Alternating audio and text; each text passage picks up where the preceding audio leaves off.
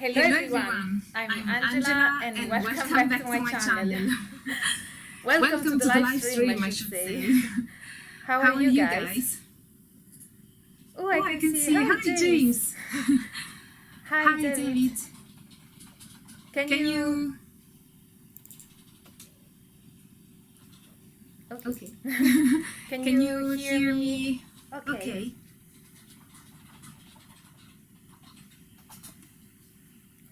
Hello Ron. Hello Carl. I'm really happy to see you guys here. Good morning, Sammy, Sam, Carl Lesman.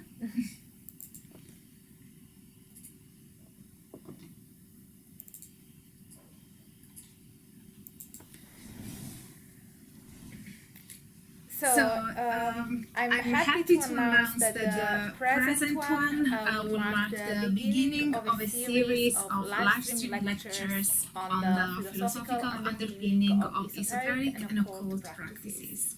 So the idea is to cover different philosophers and or philosophical views, which basically are underpinning and underlie the practice of magic and different esoteric traditions. Wait a second, maybe I need to...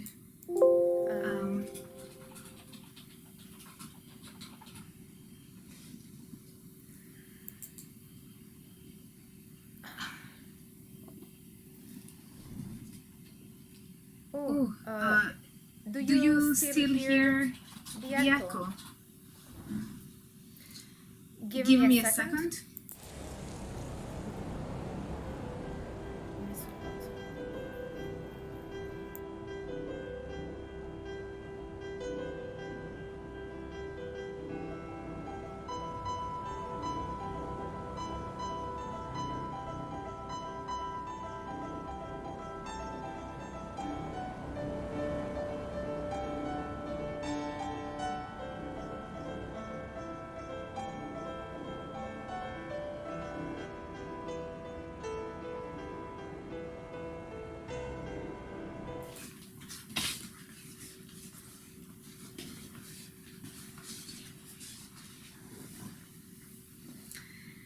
Let me know if you can hear me better, guys. The issue is that there is a lot of delay between when I say things and when you see them. So the feedback I get you from the chat comes like a minute or so later than so do let me know in the chat if you're hearing me okay now. Okay. Great. Perfect. Thank you. Thanks for bearing with me because this is, quite new for me. So I need to experiment a bit. So yeah, as I was saying, I'm happy to announce that the present one will mark the beginning of a series of live stream lectures on the philosophical underpinning of esoteric and occult practices. So the idea is to cover the different philosophers and or philosophical views to then analyze how can they inform or enrich our understanding of endeavors involving magic.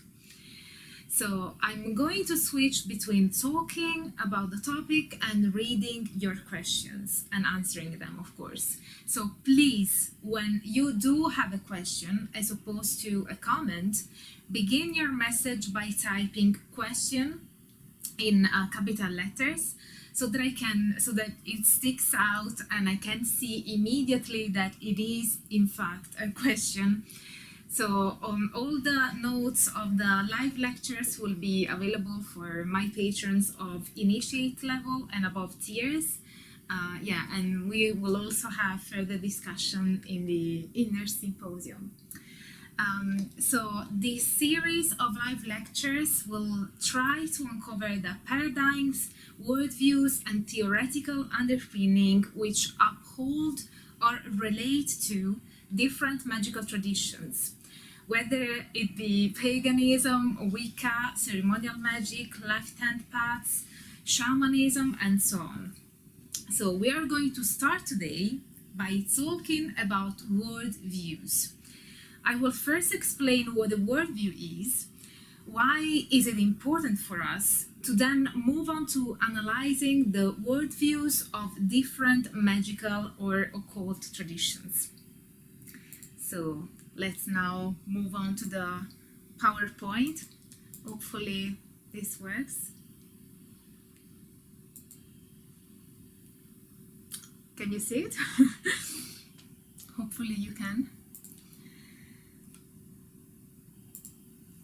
So let's start by addressing what is a worldview. I'm using the word worldview because it's easier, I guess, to catch and understand, but another term that I really relate to the idea of worldview is that of paradigm. So the worldview basically is a notion that signifies both an inner conviction and an outlook on the world. So I'd say that the worldview, as we are going to define it in today's lecture, is both a view of the world and also the premises, the untold, unspoken, underlying premises, which uphold that specific view. So yeah, basically it is also the paradigm, or in some cases the paradigms, plural, underlying our perception and interpretation of reality. So what is a worldview? It is pre-assumptions, as I was saying, upholding our perception of the world. As you may know, the philosopher Immanuel Kant used to say in his philosophy that we are not really able to perceive reality directly as it is, but everything is filtered through certain categories, because our minds function as a filter, and we never know what is the reality beside our perception of it. And in Kantian terms, this would be the difference between the noumenon, which is the reality in and of itself, which we cannot perceive directly, and the phenomenon, which is the only reality that we are able to access, which is a filtered reality. So the filters we have are determined by our senses, but also by our mind, by our mental perceptions, mental convictions, and the mental constructions we have. And a framework of these mental constructions is basically a paradigm or a worldview. So we all endorse some underlying worldview or paradigm, whether we are aware of it or not. And I will tell you why it is important for us to acknowledge the hidden worldviews and paradigms that we uphold. So some of these worldviews are society-based. So for example, I will give you an example of a worldview or a paradigm. The fact that we have contracts, the legal contract, underlies the idea that there is an enduring self. So if I sign a contract today, and this contract will be valid in 20 years' time, this underlies the conception, the idea that I will be the same person throughout these 20 years. And I don't think that this is something that is, it's just a given. It is a construction that we have, and that underlies the fact that we all agree upon the fact that we have this enduring self, and hence a legal contract will be valid over time. Some worldviews or paradigms are individually chosen. So, for example, personal stances and our personal filters whereby we perceive the reality. And some of these are, of course, also the metaphysical beliefs. I see I have questions.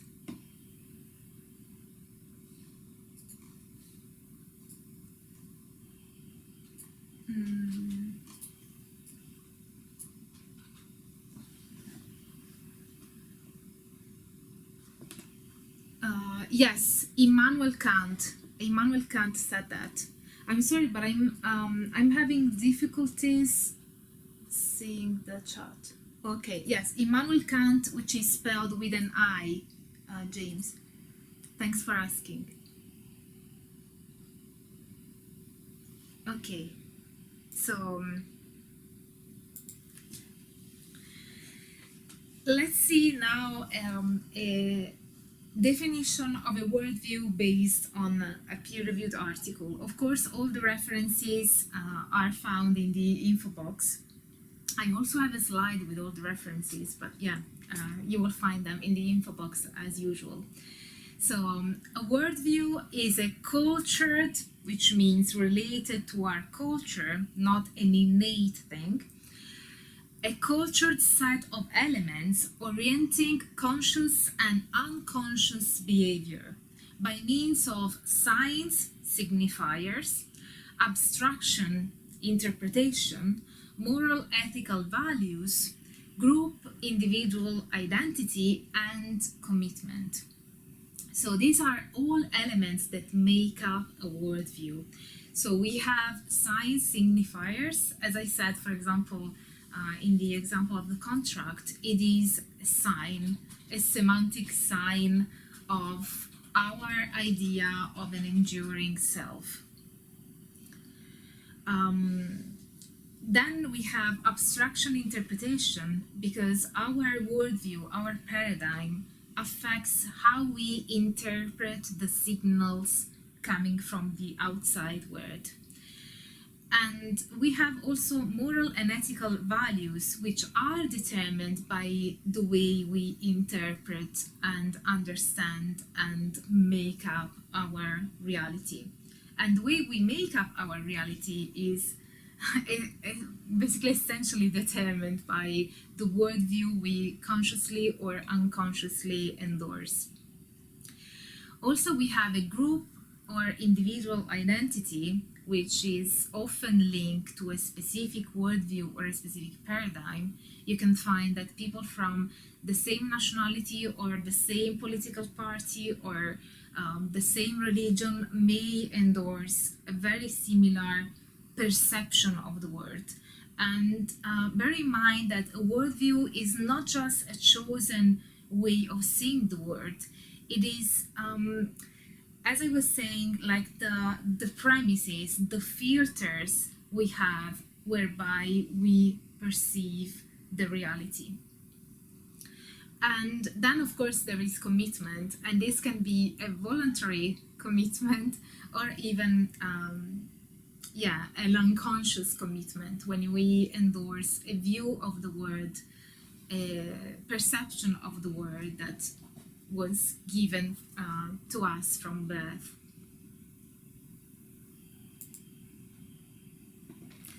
So why does it matter? Why is it important for us to understand the paradigms and worldviews which underlie our perception of reality and our understanding of the world? First, because knowledge is power. You can act on what you see and acknowledge, and you are actually acted by what you cannot see nor acknowledge. So knowledge is power to change things, I'd say. When you know something and you understand it and you acknowledge that it is there, then you have the choice of whether you want to stick with it or not. Whereas if that aspect of your understanding of reality remains unacknowledged, you will never really have a chance, because you are just enslaved by it. You are just so immersed and so ingrained in that view of the world that you become the filter you could have chosen to modify and amend.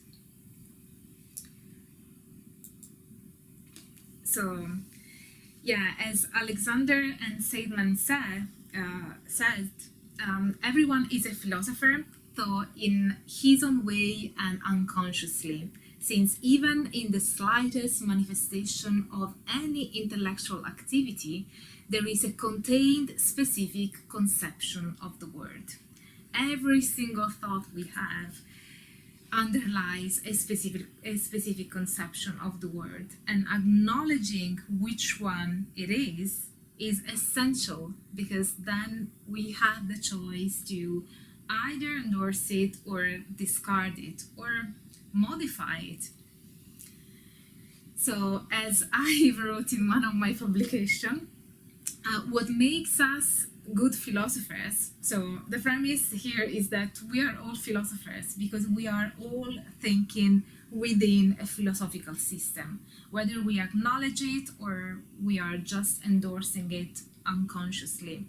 So what makes us then good philosophers, instead of poor ones, is the ability to acknowledge the system of thought underlying mental activities, to then gain power over said system, as opposed to being enslaved to its unconscious and unacknowledged effects. So let me see if there are questions so far. And bear in mind that there is a delay between when I say things and when you write, and when you get the image and my words. So I may be reading comments which are not from now, but from 2 minutes ago.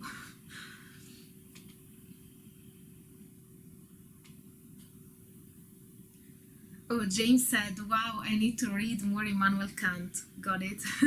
Yes, it is, I think, one of my favorite philosophers. And I think he's also essential in the turning point which happened in the 20th century, and what we can see even now with this shift from seeing the reality as something that is out there for us to perceive, and understanding our role in the interpretation of the reality.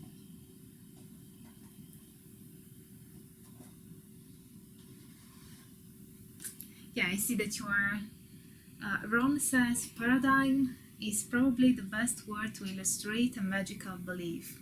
Yeah, I'd say that it is a very good word to describe what underlies those beliefs, because as we will see later in the lecture, I will give you examples from different magical traditions to show you how those different traditions, even though they all practice magic, they have different worldviews or paradigms.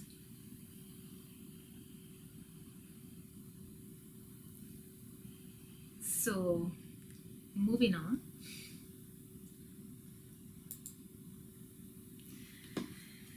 So now the question, this is a question that I think I got a few times in the comments and many times in person, because as you may tell, I'm kind of I like to defend magic and magical practices.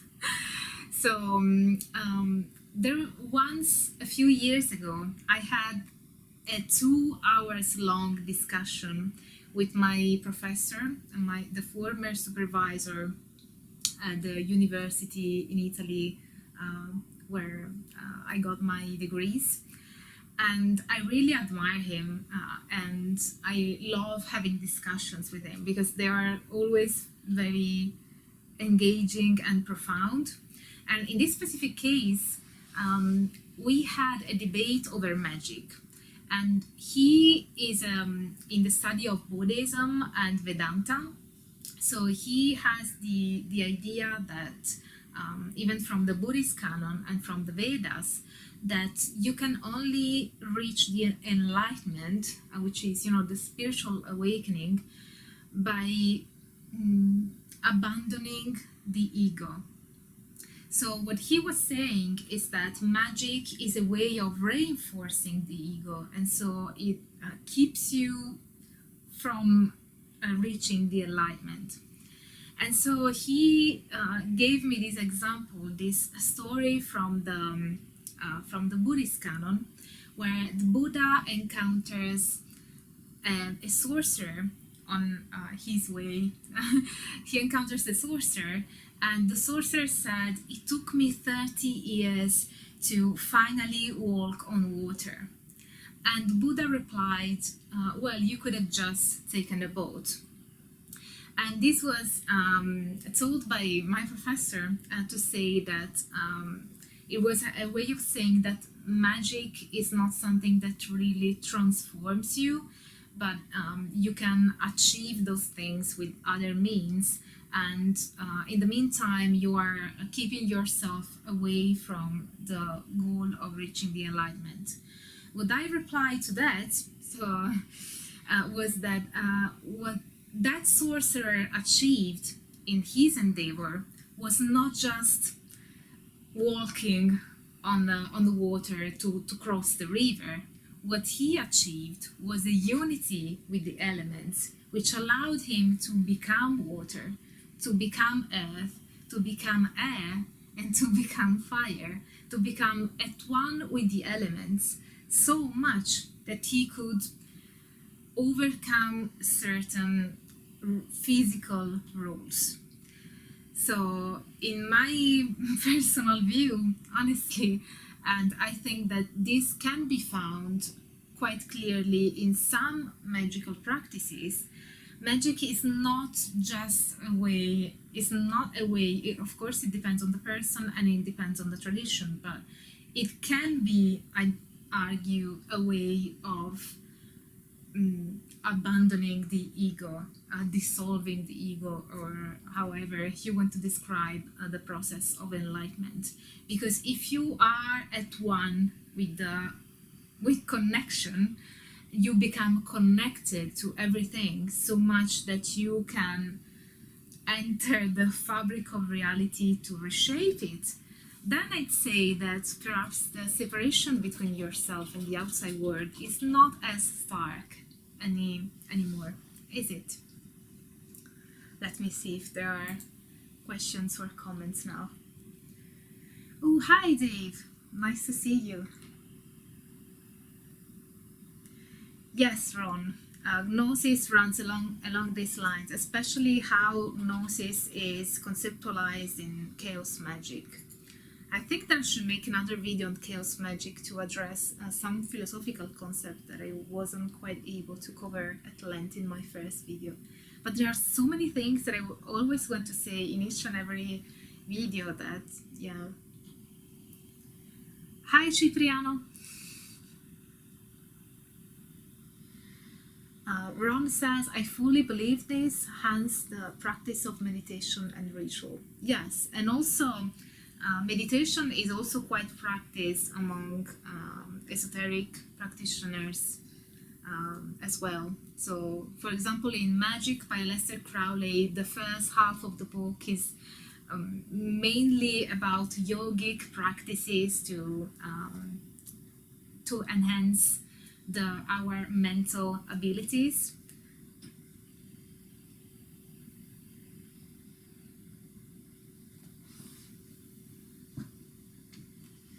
So, yeah, I will move a bit further.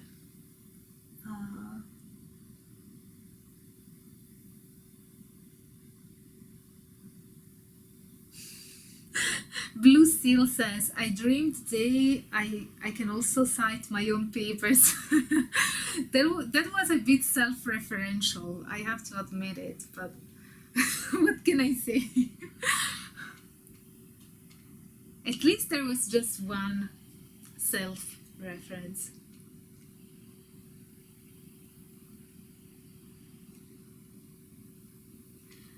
Bartolome says, which chaos magic? Do you mean that there are different strands of chaos magic?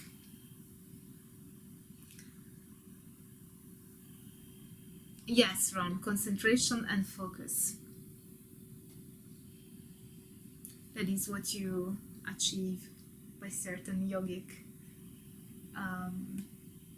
practices. I also need to make a video on Tantrism and magic, because there is a lot to say about it as well. But as I said, I really had to do this full time to cover, and even in that case, maybe I wouldn't be able to cover every single thing. But we've got time, don't we? So let's now move on to an example. So let's use the example of atheism. So what is the paradigm or the worldview which underlies or underpins the atheist conception of the world? So of course, as I also put on my slides, these are generalization. These are all generalizations and will of course not apply to each and every member. But it is a way of understanding that specific category at large, and it is it is for explanatory purposes mainly. So in atheism, what we normally find is the Cartesian dualism. So in case you're not familiar with it, René Descartes theorized that something that actually took roots in our Western understanding of the world, which is the stark separation between the physical world, what we can touch and measure, and the metaphysical world, which is everything that cannot be measured, touched, and perceived through our five senses. So everything that goes beyond the reach of our five senses falls into the realm of the metaphysical world. So what then happened later on with positivism was that positivism took this idea of a dualistic reality where there is something solid and separate and measurable, and something which is not solid, abstract and unmeasurable. And positivism had started this outlook on reality where only what is measurable and physical, only what belongs in Cartesian terms to the physical world, is valuable. And then a step forward, which we find in scientism, which is the belief that science can answer all questions, even about the metaphysical world, is that only what is physical and measurable and touchable and verifiable through the five senses is real, is true, is ontologically existent. Ontology in philosophy is a branch of philosophy which studies what exists. So when we say that something is ontologically real, it means that it actually exists. And of course, across different philosophers and different views, you can have that certain things are believed to exist, whereas other things are not believed to exist. So what happened with positivism onwards, and even with some degenerations, I'd say, of a positivist outlook on reality, is that only what is physical and perceivable through the five senses is believed to ontologically exist, hence be real. So what also happens here is the so-called disenchantment of the word, which was theorized by Max Weber. And it means that basically the physical world is not infused with consciousness or any sort of vitality. So in our dominant worldview, we don't usually think that a mouse or a table is live and sentient. So we can hurt a table, but we cannot hurt a person. The very fact that we create a distinction in our actions like that underlies our idea that the table is not a living being, and another person is a living being. Even when, I don't know, I don't want to open a debate about vegetarianism or veganism, but just to analyze the underlying worldview. For example, a vegan who won't eat animal products because they are living beings, and not for other reasons, because there are, of course, other reasons to be vegan as well. But if they don't eat animal products because they are living beings, this also implies that they believe that vegetables are not living beings. So every choice that we make underlies a certain understanding of reality, a certain construction of reality. So in this case, as I said, in an atheistic worldview, we have a world of disenchantment. What we see in the manifested world is not infused with power, life, consciousness. It is something, it is a set of inanimate elements with which we can interact, but to a certain extent. So we cannot really have a communication like the one we have with our partner or a friend with a plant, according to this worldview. So now let me see if there are questions or comments.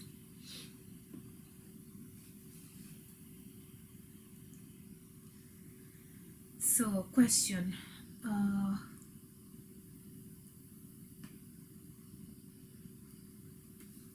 You will cover the Americas, Europe, Africa, Asia, the Middle East.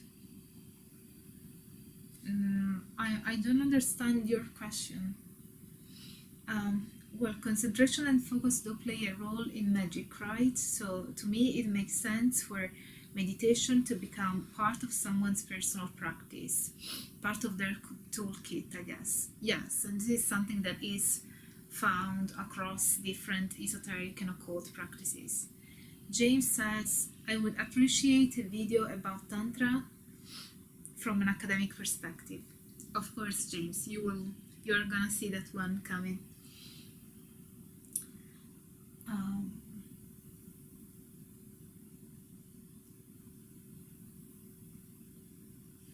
Okay. So now I do have a few questions for you. I'm afraid that I might have to wait a minute because I can see that there is a delay between me saying things and you getting them on the live stream. But yeah, the questions I'd like to ask you are, what's the worldview underlying magical practices in your opinion? Is there one or multiple ones? And is it tradition dependent? Or is there a main worldview which underlies magic? Let me know. I'm eagerly waiting for your comments in the chat.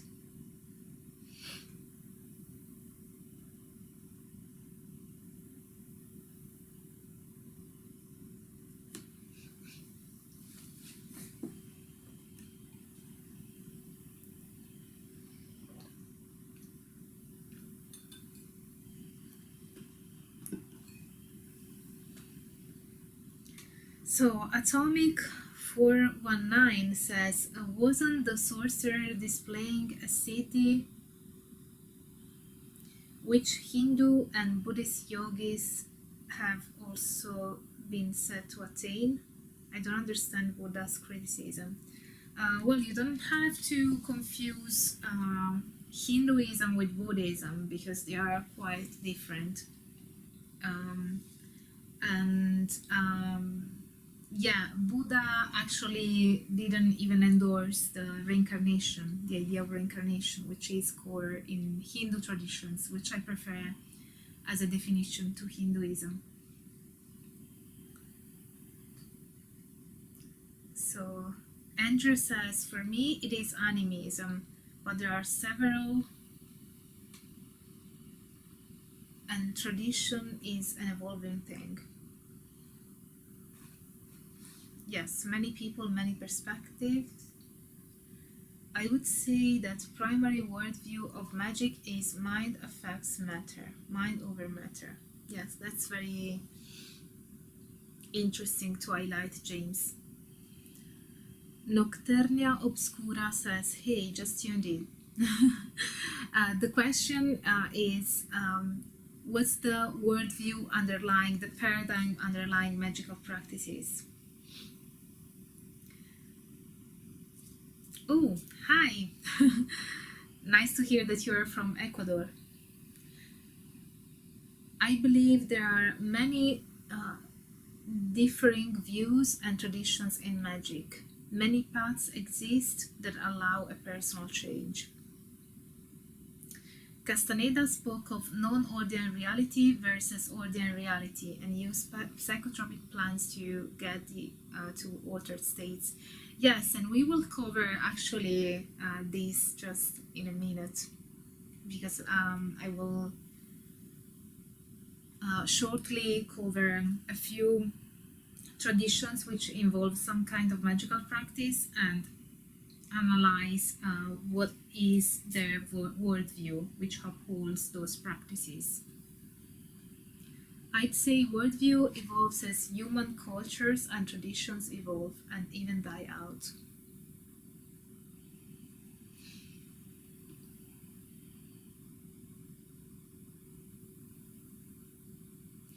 I will agree with mind affects matter. Magic needs no specific tradition, but having a structure helps a lot. Thank you, Nocturnia. So I guess we're now moving on to analyzing sorry.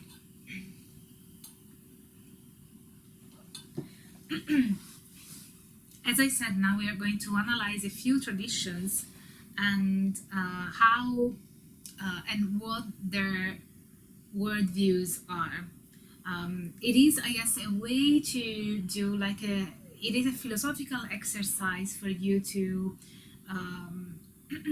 destructure and analyze certain magical traditions, but also a way for me to show you how different practices and traditions, even though they all involve magic, they may have a starting point or premises or an understanding of the world, which of course is related to how they construct their realities and hence how they construct our understanding of magic and how it works on their construction of reality. I hope this makes sense. So in transcultural shamanism, and I define not just me, but in literature, transcultural shamanism is used to define those practices of shamanism which are not related to one specific culture or tradition, but they tend to be based mainly on techniques, and they are practiced across different cultures. So some of these traditions may be of Western descent. So for example, core shamanism is a Western American-born tradition, and it is not related to the American culture, but it is a set of techniques which are meant to be practiced even in different countries and different cultures. Also, another type of transcultural shamanism are the imported shamanisms. So for example, me as an Italian in Italy practicing Lakota or Siberian shamanism, of course reinterpreting it according to my belief system as an Italian and to my structure and context as an Italian living in Italy or living in the UK. So it is also a translation and readaptation of other imported shamanic traditions. So when we talk about transcultural shamanism, we have as a worldview first a binary understanding of reality. In this case, it's not physical versus metaphysical as we have with Descartes, but we have the ordinary versus the non-ordinary reality. So the ordinary reality is the one we live in on the everyday basis, whereas the non-ordinary reality is the one we enter by altering our state of consciousness, whether it be through the use of psychotropic drugs or through the monotonous sound of drums and rattles. Also, there is a threefold cosmology, because in transcultural shamanism we find the idea that the non-ordinary reality is made up of three levels or three worlds: the lower world, the middle world, and the upper world. And you can travel to these three worlds through shamanic journey, and in each of these worlds you will find something different, and they will be accessed usually for different purposes. Also, a key aspect which has been highlighted in quite a few texts in literature, and I'm very familiar with this topic because it's part of my doctoral research, is that techniques outweigh cultural belonging. So in transcultural shamanisms, you kind of have the idea that what really matters is the technique, and whether you practice a ritual in Italy or in an African country or in Ecuador or in the US, you're supposed to get the same exact results. So it doesn't matter the performer, it won't matter the astrological conditions, whether the moon is full or is waning. What matters is truly to them the technique. And this is also another way of perceiving and understanding both the reality and, as a consequence, how magic or a magical practice can be related to this construction of reality. Then we have chaos magic, and yes, I can, I guess, include also some left-hand traditions. As I said, these are generalizations, so it won't, of course, apply to each and every person and each and every tradition, but it is a way of understanding this tradition at large. So in chaos magic, as we also addressed in the video on Nietzsche and the left-hand path, we find something which is called active nihilism. So active nihilism means that nothing in the world has a real existence. And this is a view that Nietzsche endorsed. And it is the idea, nihilism says that nothing in the world is real. Basically, nothing is real. But the active nihilism is saying nothing is real, and hence I will make my reality. I will make what is real to me. And what is real to me at any given point is real, because there is no absolute reality. Also, there is an instrumental ontology. As we said, ontology is the branch of philosophy which tackles whether things exist or not. So an instrumental ontology in chaos magic means that what exists to a chaos magician, and some people following some of the practitioners of left-hand path, what exists is what is deemed to exist is instrumental. So if it serves my purpose, then it exists. If I need a deity to battle my inner demons, I can instrumentally decide that Buffy the Vampire Slayer exists as a deity to help me with this specific intent and purpose. So this is an instrumental ontology, a way of deciding what actually exists on the basis of how can it serve me, how can that reality, that thing put into existence by myself, can serve any given purpose that I may have. Also, there is a rejection of Aristotelian logic. As you may know, if you have watched my video on chaos magic, the foundation of our logic in the Western world is Aristotle, and one of the foundational elements in Aristotelian logic is the law of the excluded middle and the law of non-contradiction. So the law of non-contradiction means that things cannot contradict themselves. So if I say that A is A, I cannot also say that A is B. And if A is A, it means that A is different from B. So this is a principle, the principle of non-contradiction is something that chaos magicians and some practitioners of the left-hand path won't accept. So they actually embrace contradictions and they want to shatter completely the Aristotelian logic and our perception of the world through the rules of grammar and logic, because they deem them to be a chain to a truer, better, higher understanding of what reality is beyond the rules created by grammar and language, which are not necessarily also the rules of reality. Let me now see if there are comments or questions. I have to switch window. So, oh, hi Nadia, nice to see you in the chat. So,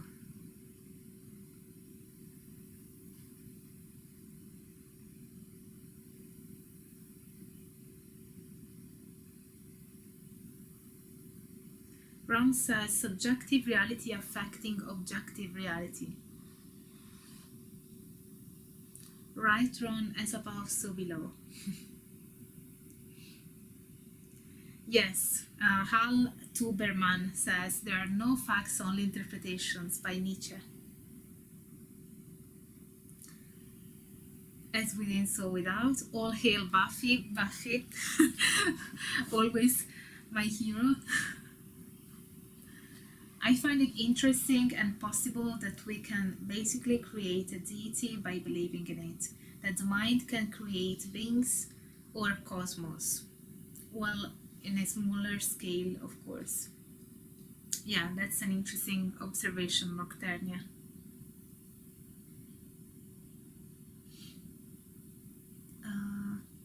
I'd love to see more about that cults around the world. That makes me think that I might interview my friend and scholar Jennifer Azell, because she's doing her PhD on death barrels, and yeah, she's quite knowledgeable about death cults.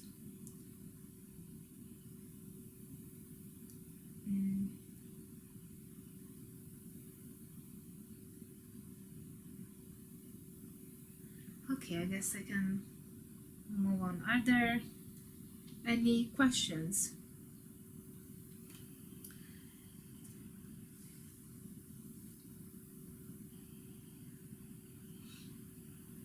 Is everything clear so far?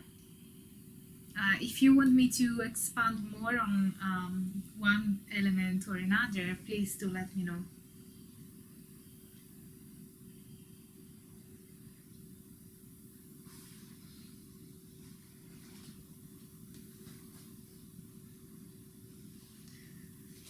So let's move on then. So now let's cover Wicca. And here I have put in brackets eclectic Wicca, because yeah, when it comes to the more ceremonial Wicca, which like the Gardnerian or the Alexandrian Wicca, things may be a bit different. So so yeah, in Wicca, what we find, for example, I think that I have questions. I'm sorry, but it's really difficult because there is a delay of about a minute. So you are actually writing to past Angela. I come back from the future to answer your questions. So do you consider the left-hand path philosophy damaging and too egocentrical, Nocturnia asks?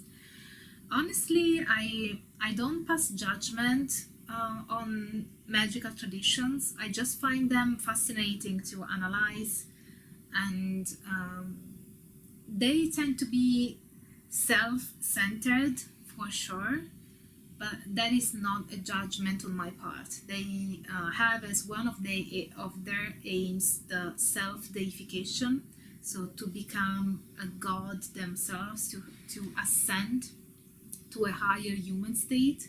But even in that case, we find that idea in Nietzsche as well, the idea of the Übermensch and overhuman. So yeah, they tend to be self-centered in that they want to ascend to a higher state, but I wouldn't pass judgment on because of that. I think it is just a way of going about their spiritual practice. So Ariel says everything is clear, thank you.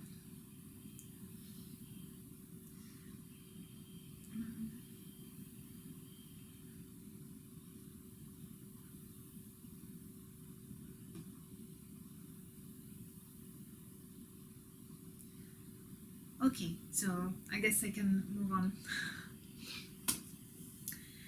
So as I was saying, with Wicca, if we want to analyze the worldview or paradigm underlying the Wiccan belief system, we have in this case a re-enchantment of the word. As we said with the atheist, it's difficult for me to say, but yeah, in atheism, we have a disenchantment of the word, and even in our dominant theoretical framework, we have the idea that objects and our surroundings is made of inanimate elements, inanimate objects. In Wicca, we have a re-enchantment of the word. This also occurs in shamanism, of course, and in other practices involving magic. But in this case, I'm talking about Wicca for explanatory purposes. So we have a re-enchantment of the word and the elements, the sun and the moon. They are not just planets. They hold some divine elements. They bear divine elements. And even the water and the fire, everything which especially belongs to the natural worlds tend to be considered to be infused with divinity again. So it is not inanimate anymore. From an ethical point of view, because as we said at the beginning of the lecture, at the live stream, however we want to call this, there are some components to the worldview which also affect, and in some cases are affected by an ethical understanding of the word. And in this case with Wicca, you have a bi-directional action, so an action that goes both ways. So if I do something, it is going to return to me. This is shown by the law of three, which is in Wicca. So the idea that everything you do, both good or bad, is going to come back at you threefold times. And this, the very fact that the very belief in this law underlies the idea that every action has a bi-directional component, so that if I do something, it doesn't end there. It is going to come back somehow. And so there is this movement that is perceived as an underlying aspect to each and every action that a human being engages with. Also, there is a dualistic or duotheistic view of the divine, because in Wicca there is a goddess and a god, and there is a lot of their narrative is shaped around the idea of I don't want to really call it dualism in and of itself, because it's not a dualism like the Cartesian dualism. It's not a stark distinction between things. It is more a dual perception of things. So there is a lot of narrative around the male and the female principle, the projective and the receptive, the goddess and the god, that all the gods are one god and all the goddesses are one goddess. So there is this kind of duotheistic perception of the deity. So this is, of course, another aspect of the worldview which underlies Wicca, and it will, of course, affect how they interact and practice magic. Then we have the law of attraction, which some people have it fall under the umbrella of the New Age movement. I wouldn't call it that just because now New Age has become a derogatory term, although I think it's actually still a pretty useful category, which scholars use in a non-judgmental way. And yeah, the law of attraction has been popularized by the movie The Secret, and it is interesting because it says that everything that you think, that like attracts the like. So if you think certain kind of thoughts, if you visualize certain things, they will be attracted to your life. Of course, it's much more complex than that, but I don't want to spend lots of time discussing what the law of attraction is, although I may make a future video on it. So what is the underlying assumptions, the underlying paradigm to the idea that the law of attraction works, that thinking something will attract the like of it in your physical world and your physical reality? The first paradigm, the first worldview, is a philosophical idealism. I'm told that I have questions, so I'm just gonna stop a moment to answer your questions. So Nocturnia says, I've read that Wicca is basically pantheistic, that God and Goddess is the two aspects of one. The unity, is this accurate or false? It is true. As I said, it is a duotheism. Well, actually, thank you, Nocturnia, for asking this question, because it gives me the chance to expand more on what I said, and it actually makes me realize that it could have been misinterpreted because I didn't explain it quite properly, I don't think. So yes, in Wicca it is a form of pantheism, which also underlies a dualistic perception of this pantheism. So for example, in pantheism, everything is believed to be divine, but in Wicca there is the adjunct thing that everything is divine in nature, and this divinity can be perceived as either female or male, as either projective energy or receptive energy. For example, even the four elements, air, fire, water, and earth, they tend to be divided between feminine and masculine elements. So there is this kind of dual perception of this, of course, as you rightfully say pantheistic reality. So yes, that is correct, Nocturnia. Let me see if I have other questions. So R123 asks, where did the rule of three come from? In traditional witchcraft, there is no such idea, and the individual practitioner is responsible for her actions. It comes from the Wiccan Rite, and it is it is kind of a poem. It is a poem that contains aspects of the belief system of Wiccans, one of which is the law of three.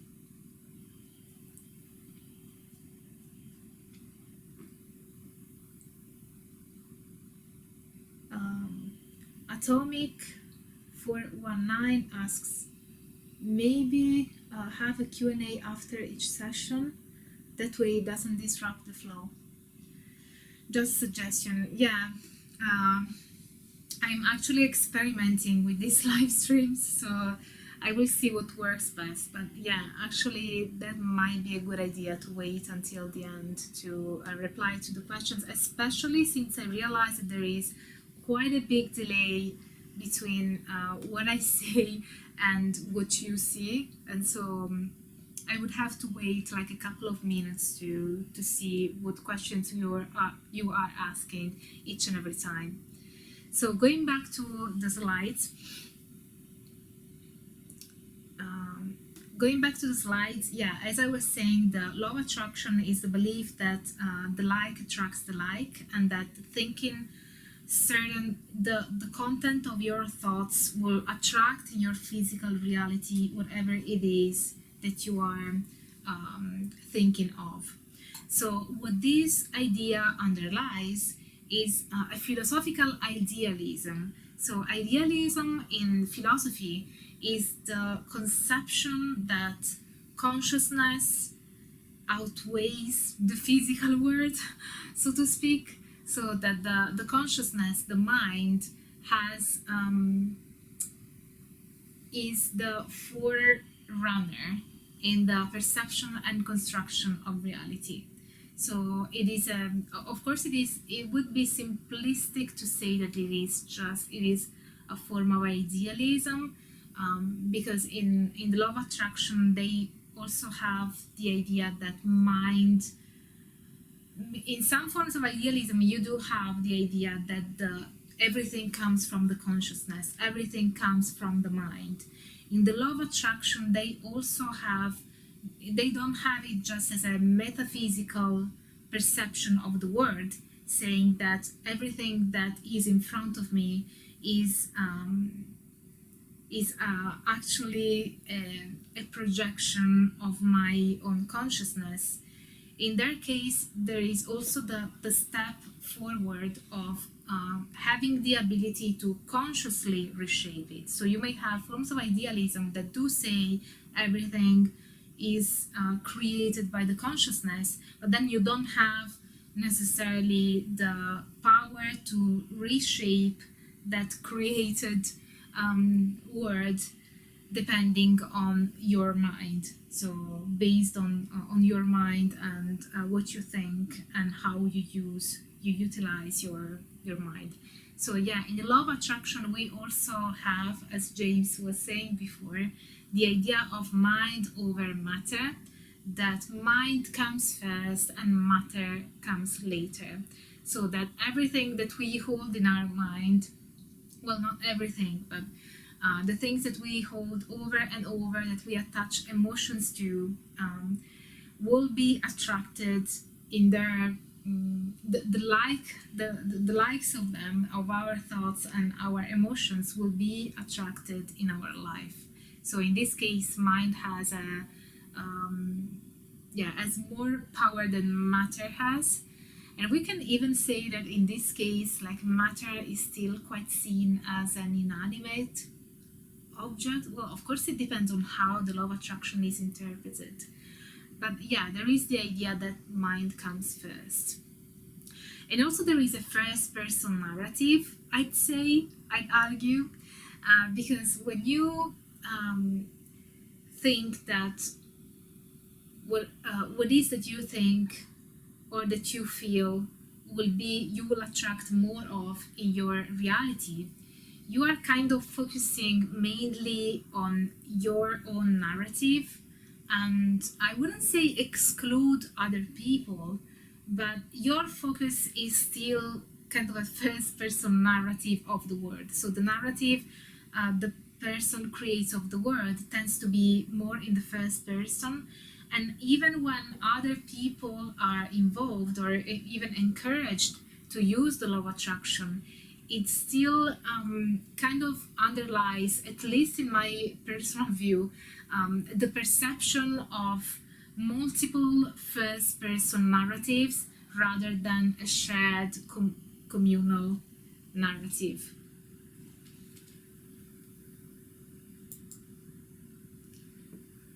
So also, I find it another thing that I wanted to address is what happens when paradigms clash, and do they really?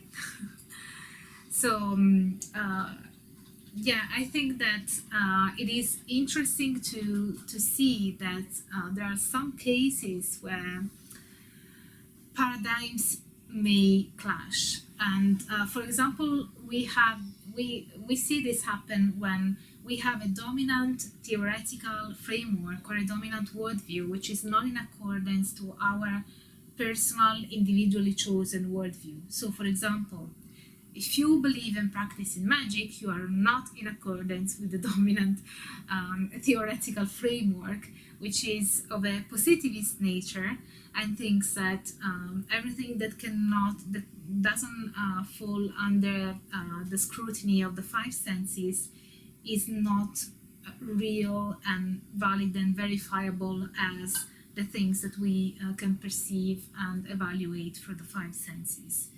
So what happens with magical practitioners is that in order to somewhat reconcile their individual worldview with the dominant worldview, they find a breach in science. So never, as with magical practitioners and magical communities, the interest in science has been so much key. For example, in the book that I'm citing here, The Scientification of Religion, von Stackhart, he actually goes through a few esoteric and pagan traditions which were born from the 1950s onward, which saw science having a key role in their development and birth or rebirth. So even here in the UK, Druidry was able to get their recognition as religion, which is another thing, and it's pretty complicated to explain. But yeah, they got it was the Druid Order, I think. But yeah, there is a Druid community which got the recognition as religion thanks to a scholar who interceded and sent a letter explaining why Druidry can classify as a religion. And even with shamanism was popularized by Carlos Castaneda, and he was doing his PhD and that gave him validity somehow. Michael Harner, who founded core shamanism, he was an academic and an anthropologist himself. Also, WICCA, Gerald Gardner, when he founded WICCA, he was backing his claim of this tradition thanks to the works of the Egyptologist Margaret Murray, which was at the time an academic. So never, as in these kind of traditions, science and academic work has revealed to be very important to the development and the rebirth and the re-evaluation of these traditions. And my argument here is that this may be due to the fact that there are two worldviews clashing, and somehow science works as a bridge, and it bridges the two paradigms, the dominant one, which won't accept magic as existent, and the personal, individually chosen one, which is the one endorsed by people who practice magic. In fact, what Peter Berger, a famous sociologist of religion, said, we tend to think that we live in the age of secularism, but actually he argues that we live in the age of pluralism. So it's not that our age is secular, it's that it is pluralist. So now you are not bound to follow the religion of your family or of the country you were born in, but you can embrace one or even multiple religious beliefs. And this kind of pluralism also reflects a pluralism in worldviews, and the fact that people can embrace multiple paradigms, and that contradictions may occur, and that maybe they are part of the human understanding and perception of the world. And as chaos magicians would say, and even Buddhists would say, that maybe non-contradiction is a rule of language and a rule of our logical, deductive reasoning, but not necessarily a rule of reality. So, yeah, I think I finished here, and you will find the references in the info box. Now, if you have more questions, I'd be happy to reply.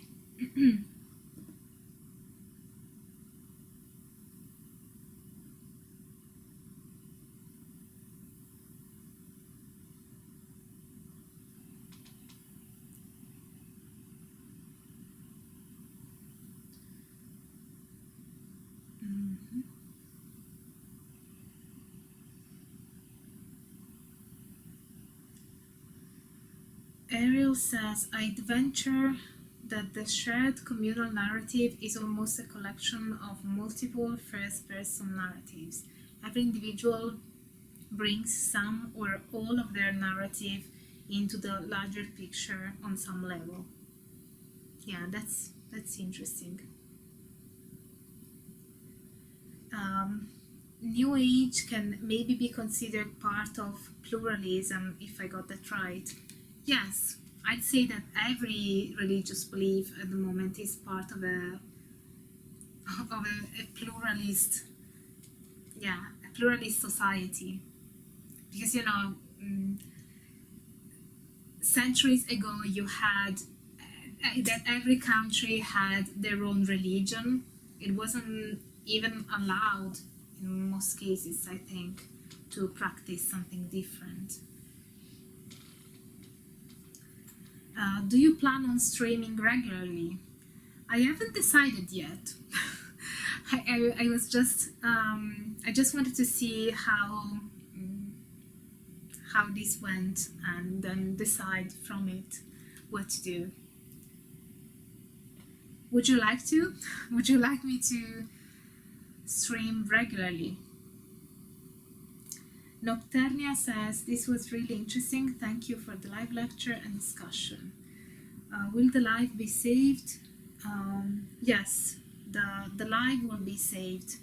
Actually, YouTube does it automatically, but it doesn't, as I recall from the only other live stream that I've ever done, it wasn't immediate. So I saw the live stream posted the day after the live stream.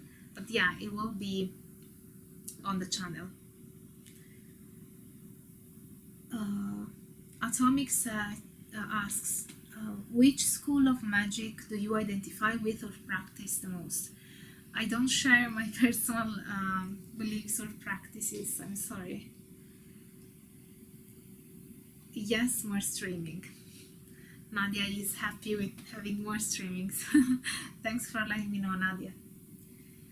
Countries around the Mediterranean Sea tended to respect and share their religions, right?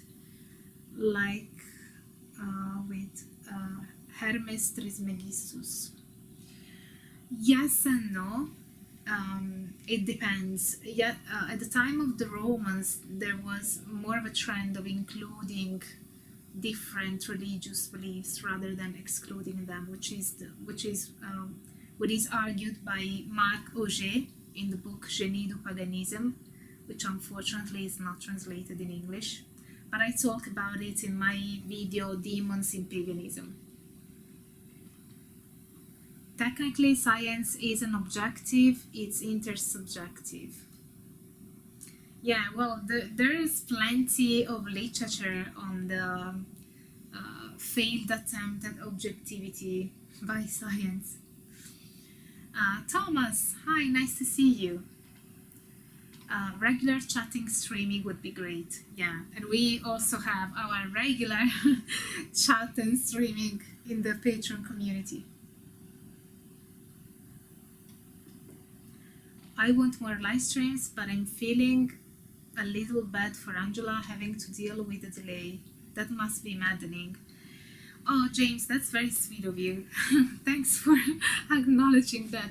Yes, it is. It is just that it's difficult for me to interact with you because it feels like I'm interacting live, but actually you are interacting with past Angela, like 1-2 minutes in the past.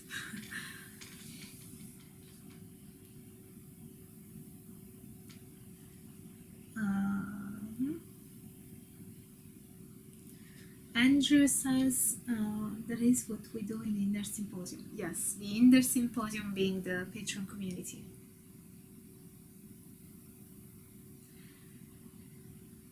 So yeah, I guess that if you don't have any more questions, we can end the live stream here. But yeah, next week I will you will see an interview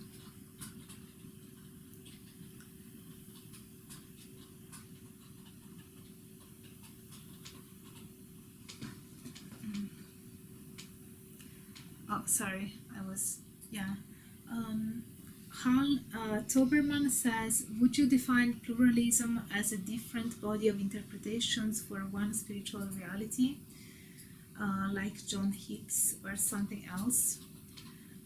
Well, pluralism can be defined in different ways. The way Peter Berger defines it as I explained, a pluralist set of religious systems. So the idea that now we don't have anymore one religion for each country or each family or each community, but every individual chooses according to their own preferences and inclinations.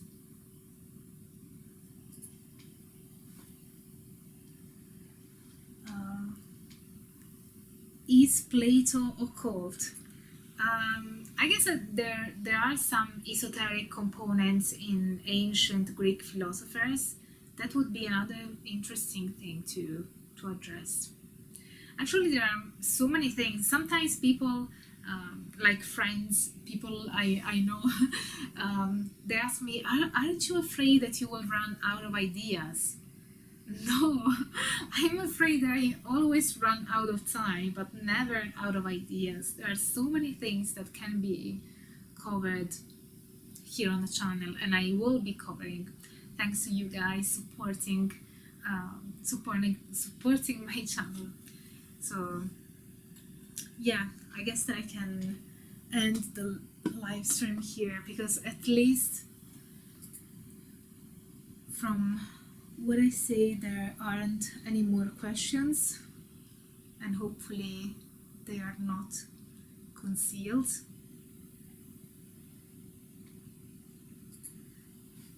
Favorite Greek philosopher?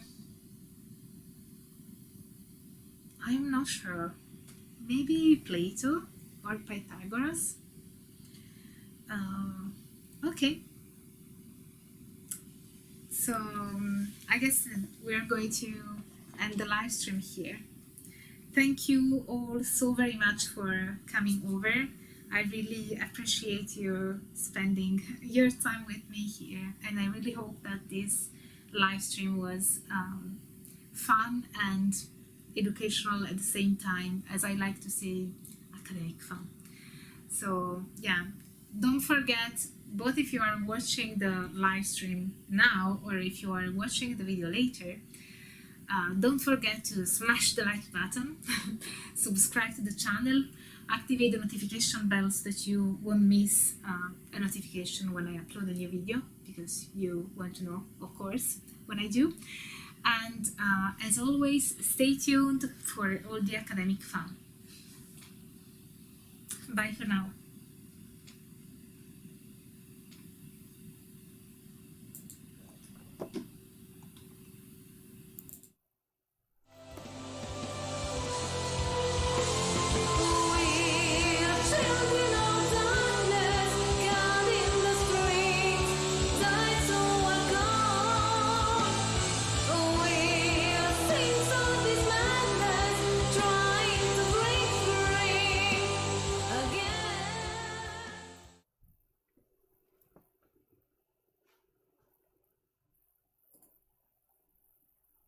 Solo che non so quando finisce la musica.